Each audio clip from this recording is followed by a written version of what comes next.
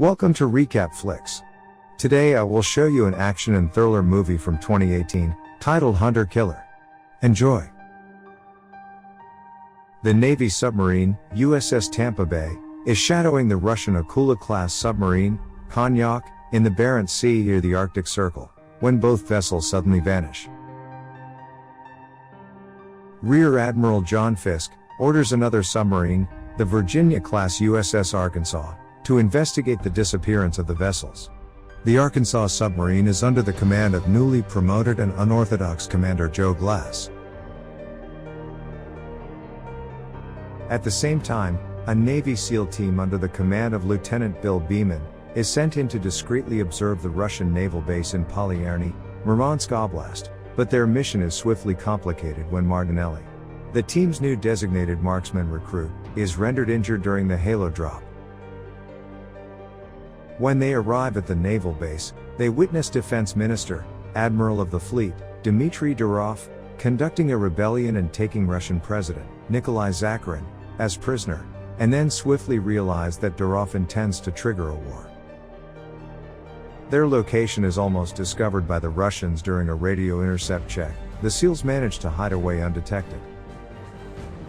But Martinelli, the one who was injured after the jump, is further wounded by the gunfire from a Russian officer, who fired stray bullets into their hiding location, and Beeman is forced to leave him behind.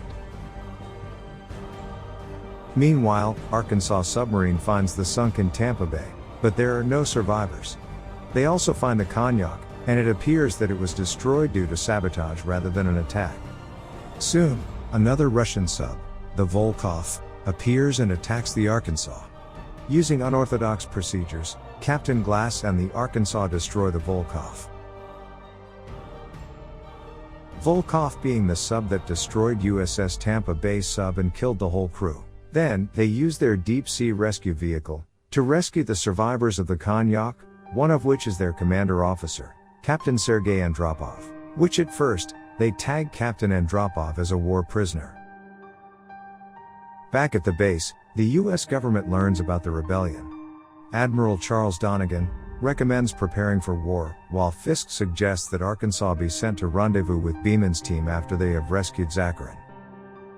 Glass manages to convince the captain Andropov to help, and with Andropov's knowledge of the minefield around the base, Glass navigates Arkansas near the base undetected. Andropov tells them that there is a secret passage that they don't know about.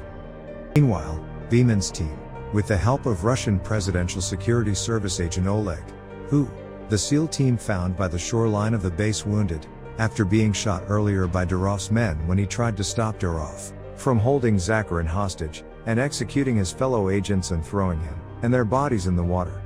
They infiltrate the base and succeed in retrieving President Zakharin, but lose two teammates, Devon Hall and Matt Johnston.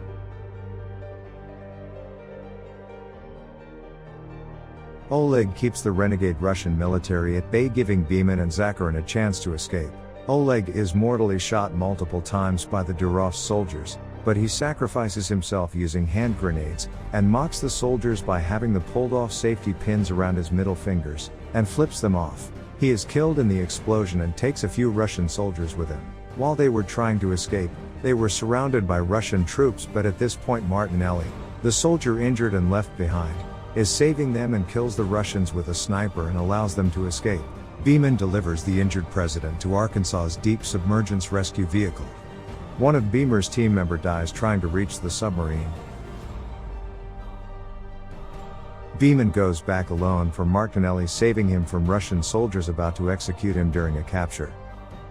At this time, the Russian battleship RFS Yevchenko arrives at Polyarny and begins firing on the Arkansas, causing serious damage to the sub.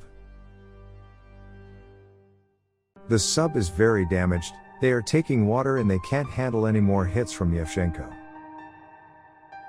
Thinking it's been sunk, Admiral Donegan is mad at Admiral Fisk for his plan, saying that the world will think the US kidnapped and killed the Russian president, and orders the US fleet to prepare to engage the enemy. But the Arkansas isn't sunk, and Captain Andropov, who once commanded the Yevchenko, radios the battleship and convinces their current commander that President Zakharin is on board the American sub, and the Yevchenko ceases firing. Upon seeing this, Admiral Duroff orders the missiles at the base to fire on the surfaced Arkansas. Captain Glass refuses to return fire, because doing so would start the war he is trying to prevent. In the last seconds, Andropov's old crewmates defy orders and destroy the incoming missiles with the close-in weapon system before they can strike Arkansas, and subsequently destroy Duroff's naval base headquarters with their missiles. With the war avoided, Arkansas then docks at Polyerny and lets off President Zakharin, Captain Andropov, and the Konyak survivors. As Glass and Andropov are sharing their newfound respect for each other, Beeman returns with Martinelli and they board the Arkansas. The movie ends with the Arkansas leaving the dock and returning to their home port.